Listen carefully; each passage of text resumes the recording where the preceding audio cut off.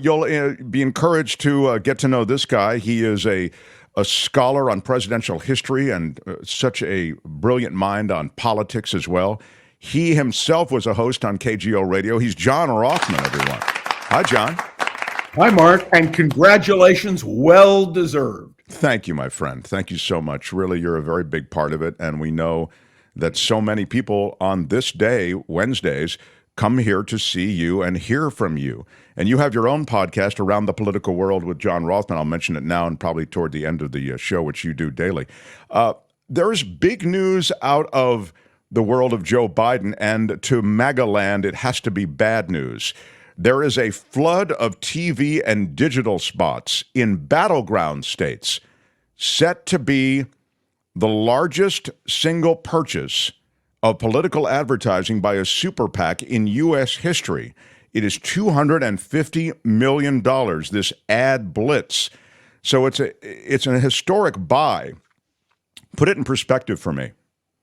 Well, the campaign we're going to see in the months ahead will be based in large measure on media buys. Both the Trump people and the Biden people are investing massive sums of money, and it's targeted advertising. That is to say, they want to go to places where they know their advertising will make a difference. So we were talking earlier about, or I heard you refer to, the question of black voters, the question of Muslim voters who live in the Michigan area. There are a whole series of constituencies that are going to be targeted by these ads. This, by the way, is what was done by the Russians in the year 2016, where they targeted certain constituencies to increase votes for Trump and decrease votes for Clinton, rather. So these are the facts of the way we do things. And you mentioned at the opening the hearings that are taking place now about the question of the responsibility of media companies.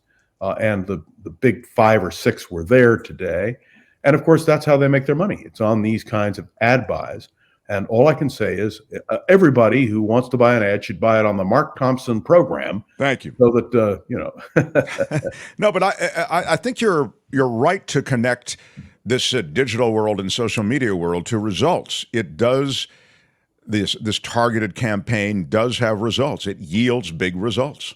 Well, I can tell you, we now have 140,000 downloads on my podcast. And the reason is because we're targeting very carefully and strategically constituencies that would be interested in Around the Political World with John Rothmann. But you're doing the same thing on the Mark Thompson program. When you have Johnson on, when you have me on, when you have Spencer Christian on, when you have people who have some connection to people, they tune in to listen to their favorite commentator or weather person. Yeah, but let me make a distinction. I mean, you're very kind to say that we're doing the same thing, but we're actually not doing the same thing. We're producing content. I can see where it could be called the same thing. I'm trying to find content that I think people will want, as do you, as a broadcaster and someone who produces a podcast regularly. But what we're talking about, what we're talking about here is with this media buy, and what you're talking about as well is the targeting of potential customers. Okay, it would be in the case of politics, voters, right? In the case of my show or your show, whatever, it would be people who might want to be hearing or seeing that which we do.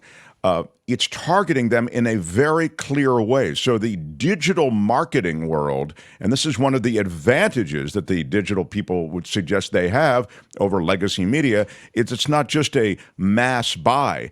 You're targeting the demographic even that you're looking for. That's exactly correct. That's exactly right. And that is what the Russians did in 2016 in targeting people to vote.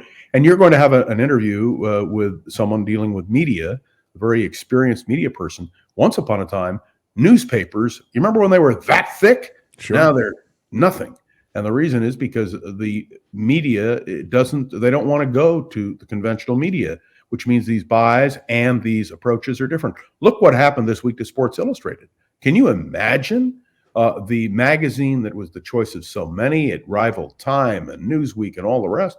It's gone. And so we have to adjust to where we are. And the advantage to what you're doing or what I'm doing is it's instant response, which is what people want. They want to have an instant analysis, an instant show, something entertaining at a reasonable rate. The idea that this media buy will be, in this case, targeted in swing states is something that we should just spend a moment on. Okay, so you look at Arizona, Georgia, Michigan, Nevada, North Carolina, Pennsylvania, Wisconsin, certainly, and you see this population of voters that is essential to actually winning the presidency. That's right. You got to win the electoral votes. It's not the popular vote, it's the electoral vote. The swing states make all the difference in the world. And we saw that in 2016, where Hillary Clinton did not campaign in certain key states, didn't do what she should have done in Michigan or in Wisconsin, for instance. And we saw it in the last election as well, where the Democrats really put a lot of emphasis on carrying those swing states, including a state like Pennsylvania, which seemed to be a toss-up. So you're absolutely right. It's targeted marketing. It's targeted presentation, going after particular voters. And yes, special interest voters. Once upon a time, Mark, when somebody ran for president, Richard Nixon in 1960, pledged to campaign in all 50 states. And he did it. The only candidate for president to ever campaign in all 50 states in the campaign period. But what did he do? He went to Alaska 3 days before the election. He carried Alaska, but he didn't go to Illinois, and he lost Illinois. If you had a choice between the electoral votes of Illinois and the electoral votes of Alaska, what would you take? So I think that is what the whole thing about targeting is going to be. It's going to make our analysis, what you do and what I do and what Nikki does and what others in our business do, will be to analyze those targeted markets to see what the impact will really be. You mentioned, because I mentioned, you mentioned me mentioning the black vote. You know, there's no question that Jim Clyburn kicked the door open for Joe Biden in South Carolina in the 2020 election cycle. Now, Clyburn may not be able to do that. I don't think there's that kick there. The black vote has now become splintered, you might say. And so that the coalition, as I was saying before, that supported Joe Biden in 2020 is not going to be there for Joe Biden in this next run. I don't know. There's going to be a choice between Donald Trump, evidently, if he makes it through, Donald Trump and Joe Biden. And if you have a choice between Donald Trump and Joe Biden, I think minority voters absolutely will lean toward Joe Biden. I think that's going to be critical for the Democrats, and I think it's going to work. They're going to get huge, huge support. You are very much in agreement with Jim Clyburn, because his view is, how can you possibly not vote for Joe Biden, comparing Biden's record and Trump's record? So Clyburn and that's what the targeted ads are going to tell you. Yeah. The same thing applies in Michigan, by the way. The real concern about the area around Dearborn, for instance, which is a heavily Arab Muslim population, they were critical to Joe Biden in 2020. So the question becomes, what will they do now? And the proposition is being presented that if they have a choice between Biden, who is not viewed as good on their issue, versus Trump, who is a disaster on their issue, that the only question is whether people will stay home or whether they'll turn out to vote. So the goal will be to turn people out to vote in record numbers. And that's what will happen. And this is what's interesting, because it may affect voter turnout. So here are a couple of numbers. Polling last year in 2023 found that black voters overall favored Biden over Trump by 73% to 17%. So it's just what you're saying. It's overwhelming. But when it came to voters under the age of 34, that margin shrank. Among that slice of black electorate, Biden's support fell to 60%. Trump's rose to 28%. So in 2020, Biden won 87% of black voters, including 89% of black voters under 29 and 78% of those 30 to 34. So slippage from Biden's base would be in that younger demographic, and it could be disastrous. Maybe. And I say maybe because there's a long way to go until we hit November. Okay. And so my suggestion to you is there are certain stable constituencies that tend one way or the other. And I believe among black voters, it's toward the Democrats. The same thing applies to Jews, who will vote overwhelmingly for the Democratic Party, at least they have traditionally. So we'll see what the numbers are, but we're going to also watch the polling, not only the targeted ads, but the polling, to see how the polling indicates. And of course, on election night, when we are watching the numbers, this will be a critical factor. I want to, in my last couple of minutes, John, just follow up on this because this is a demographic question, and it really does speak to something that you know so very well, and that is how Gen Z, young millennial voters are not taking their cues from those that would traditionally be the ones giving the cues. They see these two old guys, again, two old white guys. We always end up in the same place in a system that's broken, and they, I think, in a cynical way, look at and perhaps appropriately, look at much of this political system that we have in America as broken, as infested with money and with, the power of the lobby. So they're not taking their cues from traditional leaders of the party. Speak to this group, because I think they're making up a greater and greater chunk of the electorate. I think you're right. And you can see it in the United Auto Workers, which is just a great example where Joe Biden received the endorsement, but where the head of the union said, well, the fact that we're endorsing him may not help because our rank and file may not be as wild about Biden. They may want to vote for Trump.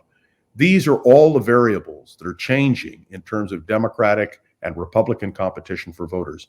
But I have to tell you, what may dominate in the election of 2024 in the end is a vote for or against. Will enough voters vote against Donald Trump to tip the balance? Will enough voters vote against Joe Biden to tip the balance?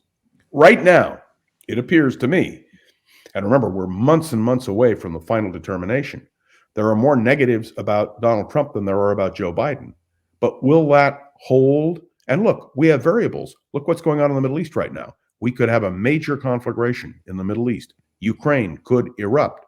We have the whole question of our southern border and how that is going to move. We have to see what the relationship is between Donald Trump and the Republican leaders in the House and Senate. Right now, Donald Trump is calling the shots on an immigration bill in the House. How will that play with voters? And I want to remind you what I consider to be the other very significant issue is a woman's right to choose. Please note, I didn't say abortion. I said a woman's right to choose.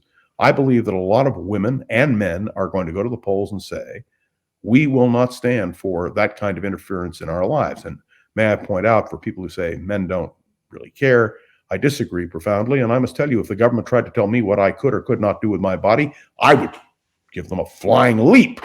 And so I think that is the whole question now. And it's going to boil down in part to issues and personalities. The one other quick comment I would make before we move on is the fact that it is clear that if the American people had their druthers, they would rather have other candidates rather than Trump and Biden. But that's the way the system works, and that will be our choice, unless something happens. So here is Vilma's comment on that. John Rothmann, is there any chance that at the last minute Biden decides not to run? Possible. We're approaching March 31st. The 0 hour. Yeah. And I would remind you, well, there's several things here. First, Johnson withdrew on March 31st. But the democratic process, that is the election of delegates, was a very different process in 1968 than it is now. But yes, Donald Trump or Joe Biden could vanish from the scene. Let me tell you what makes it most interesting for me as a political junkie. We have not had an open convention since the Democrats met in 1952 in Chicago and nominated Adlai Stevenson. What would happen? And it's a theoretical question. And he was a great president, wasn't he, John? Oh, yeah, Adlai Oh, wait a minute. That's what didn't work out so well, did it? Wasn't that madly for Adlai? But let me just point out to you that that's the whole crux here. What happens if after the delegates are elected, there is a vacancy either for the Democrats or the Republicans at the top of the ticket? Who chooses the candidate? And of course, it's a convention. Could there be an open convention? The question that evolves, of course, is who will these candidates choose for their vice presidential running mates? We know that Biden and Harris are a team, but I can go down the list of potential Republican vice presidential nominees with Donald Trump. It's amazing. But what I would really suggest, we have to hold our fire. We will know on March 5th, which is Super Tuesday, and I'll be with you on March 6th, which is the Wednesday, where the delegate count is. So what happens if Donald Trump wins, as I believe he will, overwhelmingly in South Carolina, wins overwhelmingly going into Super Tuesday, and is the Republican nominee for president by March 5th? I mean, that he has the delegates to win. But what happens if something happens to him before the convention? What happens if the indictments against Donald Trump go to court and he's found guilty, as he just was? By the way, did you get a share of that 83.3 million. I'm just curious. Well, those are civil judgments, John. Those won't affect his ability to be president. He can, they can No, find him guilty of all those things. no. Neither will a criminal conviction. You can be convicted in a criminal case and run for president. Eugene V. Debs did it in 1920, received 1 million votes, and he'd been convicted of sedition and was in federal prison. So what I'm pointing out to you is there are variables here. I can give you instant analysis today, but what will happen tomorrow? Let me ask you the question. I'll ask you the question. What happens if Donald Trump vanishes? What do the Republicans do?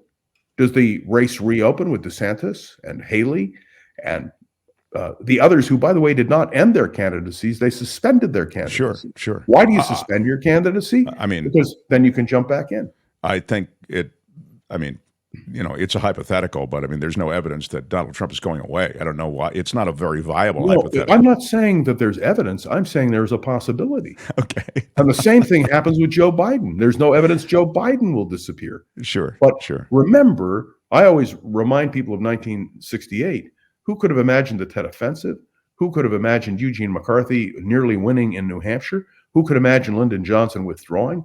Martin Luther King being assassinated, Bobby Kennedy being assassinated, Democratic convention. Who could have predicted Richard Nixon except for me being elected president? Those were a nation roiled by civil rights, by an anti-war movement. And we are roiled today. Yeah, the anti-war movement back then, that was a real voting bloc. Okay, John? I would suggest to you that women who are very angry about the Supreme Court decision that they're a massive voting bloc.